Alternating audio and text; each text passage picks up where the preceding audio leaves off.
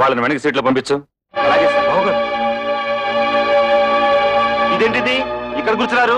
ఈ సీట్లు విఐపీల కోసం. మేము విఐపీలమే. పెళ్లి కొడుకు మాకు వేలు వేడమని బామ్మరిది. అయితే మనోళ్ళే ఎక్కడ కూర్చున్నా పర్లేదు, సీట్లు ఖాళీ చేయండి. బత్తలైపోతురే. ఏట్రా సీటు ఖాళీ చేసేది? బొట్లో బాటలు మ్యారేజ్.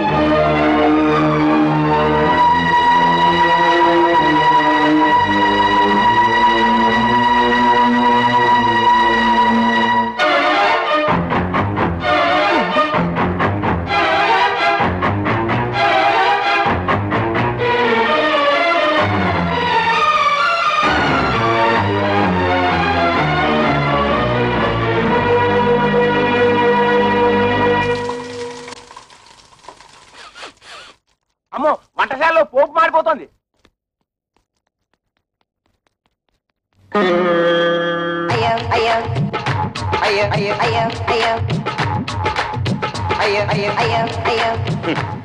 ఇదిగో శంకరయ్య గారు, ఒక్కరూ పెళ్లి మండపం చూడటం లేదు. 4 బయట చెప్పి ఎవరు చూసుకోవడం సరిపోతుంది.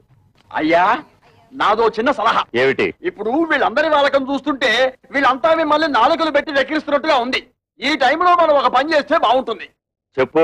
ఏమీ లేదు, భోజనాల సెక్షన్ ఇప్పుడు ఓపెన్ చేశామనుకోండి, వీళ్ళంతా వెళ్లి ఫుడ్ మీద పడతారు, ఈ టంగు బిజినెస్ మానుకుంటారు. ఊనండి.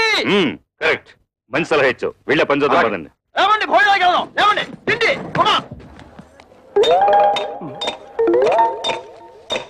అరే గిరమప్పో జింగి జారి గిరమప్ప అచ్చుల్లా గుచ్చుల్లా గుమ్మాలకిడి గుమ్మప్పో గిరమప్పో జింగి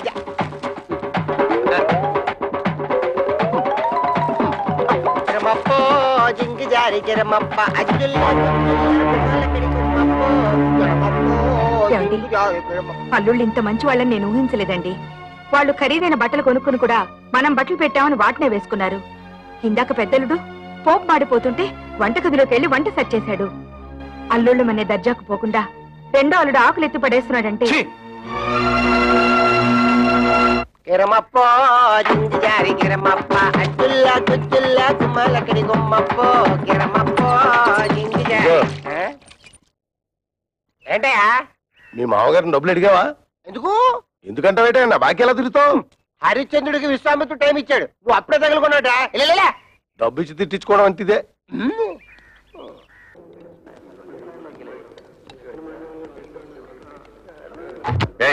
మీరేంటి ఇక్కడ కూర్చున్నారు?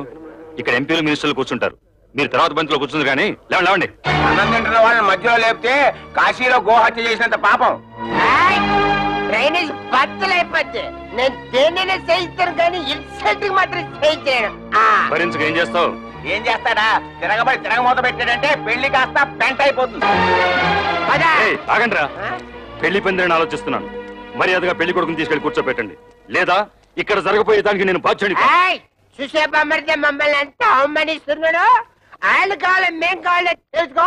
అందరికి పెళ్లి చేయడానికి వీల్లేదంటే. ఆయన ఇవాడు వచ్చాడు, మీ కూతురు మేము ఎంత బాగా చూసుకున్నాం, ఆయన కావాలో మేం కావాలో తేల్చుకోండి. అవును, తాళి కట్టక ముందు అవమానించాడు, తాళి కట్టిన తర్వాత ఇంకెన్ని పిట్టింగులు పెడతాడు. బామర్దే, నీకు ఆ పిల్ల కాకపోతే చేస్తాను. పెళ్లికి వచ్చిన కుక్కలారా, పడేసిన 4 మెతులు తిరిగిపోక ఏంటో ఇష్టం వచ్చినట్టు మరుగుతున్నారు. కుక్కలకు ఎక్కడ అంటే మక్కలు కొట్టి కక్కులను ఉక్కేసి మీద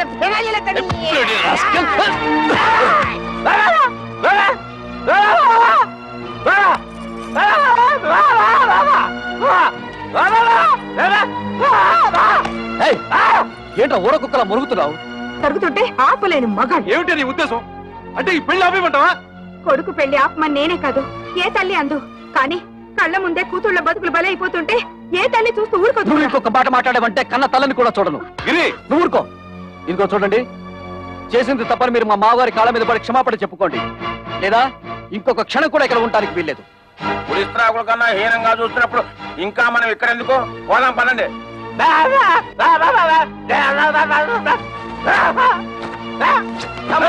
ఇంకా మనకి ఇక్కడే పని, రండి పోదాం. అమ్మా, అల్లుళ్ళంటే సరి ఏదో అలిగి వెళ్ళిపోయారు. మీరు కూడా అమ్మా నాన్నలను అవమానించి వెళ్ళిపోతారా? నీతో చెప్పి వెళ్ళడానికే వాళ్ళ వెనక వెళ్లకుండా ఆలస్యం చేసింది. అమ్మా, మేము నిన్నో మాట అడుగుతాం, దానికి సమాధానం ఉందా నీ దగ్గర? మీ ఆయన ఎటువంటి వాడైనా నీ కాపురం వదిలేసి మాతో రాగలవా? రా చూద్దాం. అలాగే మా మొగుళ్ళు ఎటువంటి వాళ్ళైనా మేము వాళ్ళతోనే ఉంటాం. మేము మీ కూతుళ్ళమేనమ్మా.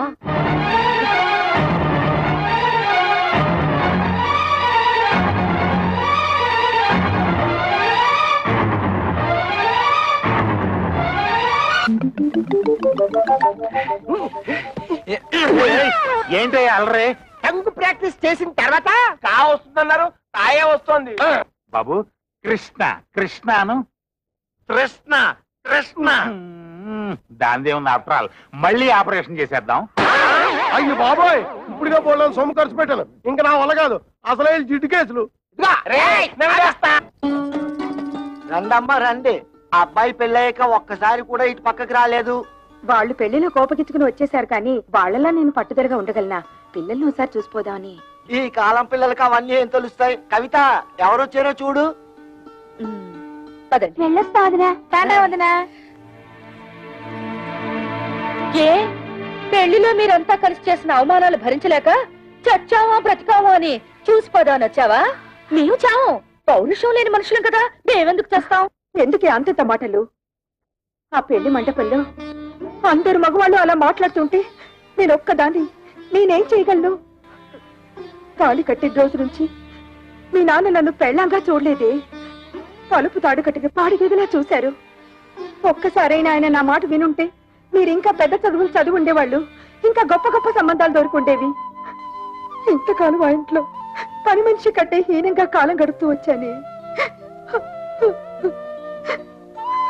కూతురు అయినా సిక్కు విడిచి చెప్తున్నాను, ఆయన నా శరీరాన్ని అర్థం చేసుకున్నట్టు ఒక్కసారైనా నా మనసును అర్థం చేసుకోలేదే. అమ్మా ఊరుకోమ్మా, ఇప్పుడు నేనేమన్నానని కూర్చో.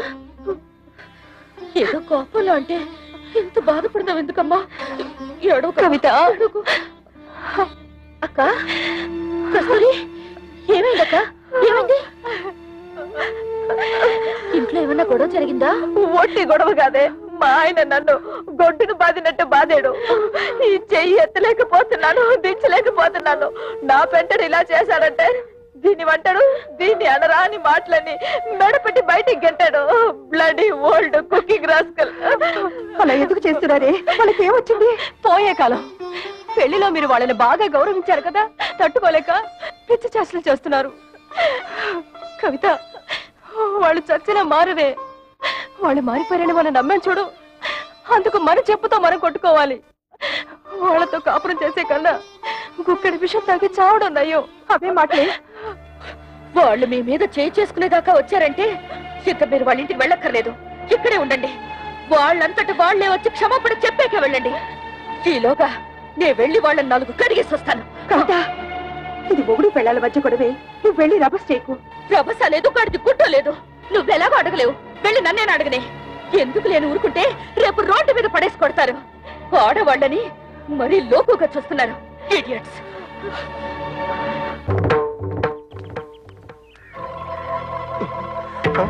అసలే పిల్ల రౌడీ అని విజయశాంతి లాగా లా పాయింట్లు లాగుద్దేమో. నువ్వు వెళ్ళి మారుతుండు, నేను నూతనగా లాక్కుంటా.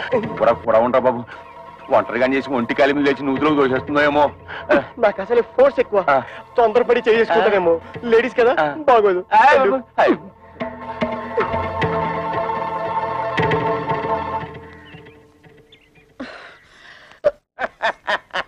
మా అక్కల్ని ఎందుకు కొట్టారు? పరమాణంలో పచ్చిమిరపకాయ పెట్టింది. అడుగుతుంది మిమ్మల్ని. కథ పిత్తంటారేంటి? సమాధానం చెప్పండి. మా పిల్లల్ని మేము కొట్టకపోతే ఊళ్ళో పిల్లలు కొడితే ఊరుకుంటారా? తాళి కట్టింగ్ పెట్టి కొట్టాం. తాళి కట్టినంత మాత్రాన ఆడవాళ్ళు మీకు బారిసలు అనుకున్నారా? ఆహా, మిమ్మల్ని పెళ్లి చేసుకోగానే మీ బాబు మమ్మల్ని తొత్తులు అనుకున్నాడా కట్టమైపోవడానికి? ఏ మీరు మగాళ్ళు కాదా? కష్టపడి సంపాదించి ఆ డబ్బుతో మీరు అనుకున్న వ్యాపారాలేవో పెట్టుకోవచ్చు కదా. పెళ్ళాల్ని పుట్టింటి నుంచి డబ్బు తీసుకురమ్మనడానికి మీకు సిగ్గనిపించడం లేదు? మేము ఒక్కరే అడుగుతున్నాం, కట్నం తీసుకురమ్మని. ప్రపంచంలో అందరూ అడుగుతున్నారు పిల్లల్ని కట్నం తీసుకురమ్మని. కట్నం తీసుకురాకపోతే కెసలు పోయి సగలు పెడుతున్నారు. ఇది అల్లుడు రివాజు. అయినా కష్టాల్లో ఉన్న అల్లుల్ని ఆదుకొని మాంగారు ఏం మాంగారు గోంగూర. ఆ ప్రతాపం ఏదో వెళ్ళి మీ మామగారి దగ్గర చూపించండి, మీ పెళ్ళాలపై కాదు. ఆయన మీద చూపిస్తాం, మా పిల్లల మీద చూపిస్తాం. కట్నం తీసుకురాకపోతే కాయలు ఇరగొట్టి కక్కుసులు కుక్కేసి మీద ఫెనాలు వెళ్ళేస్తాం. చేస్తాం. ఇంకోసారి మా అక్కలపై చెయ్యేశారో ఏం జరుగుతుందో చూడండి. ఏం చేస్తాం? బ్రూసి లేక బుసుకో బుసుకో డిస్కో డిస్కోని కొడతావా? కట్నాలు కోసం పెళ్ళాల్ని కాల్చుకుని తింటున్నారని police complaint. This is the first and last warning to you. Be careful. అమ్మో అన్నయ్య, పోలీసులు అంటే కొంప తీసి బొక్కలేస్తారా? నా పప్పులో నెయ్యం కదా ఆ దాని మాటలు పట్టించుకుంటా చిన్నపిల్ల. అది చిన్నపిల్ల అయితే పెద్ద మనిషి 5 ఏళ్ళైంది. అది కానీ కేసు పెట్టిందంటే 7 years జైలు శిక్ష. చెప్పకూడదు జంబలక్ జంబలక్ బంబలక్ బంబ. నిజంగారా? లేకపోతే ఇందేసి మంది తరగడం. అయితే పోలీసులకు చెప్పే లోపల దాని నోరు మూయించాలి. దాని నోరు పూసారంటే ఆటోవాడా? నా బుజ్జి కదా చూడమ్మా, జీవితంలో ఏది అంత సీరియస్ గా తీసుకోకూడదు. ఏంటి నాన్న లోపల గీతోపదేశం చేస్తున్నాడు? వదిలి వాళ్ళ అమ్మేమో వదిలి చూసిపోదా అని వచ్చింది. వాళ్ళ అక్కలేమో మొగుళ్ళతో గొడవ పెట్టుకుని వచ్చారు. గొడవ పెట్టుకుని వచ్చారా? ఉన్న సమస్యలు చాలవని ఇదొదట. మా వాడు కా రావడానికి ఆపరేషన్ చేయించుకున్నాడు. పోని కా వచ్చిందా అంటే అది లేదు. టంగ్ ఎక్సర్సైజ్ పేరుతో 4 రోజులలో అని ఊరంతా తిరిగాడు. దాంతో నానా అల్లరి అయింది తెలుసా అమ్మా? నాన్న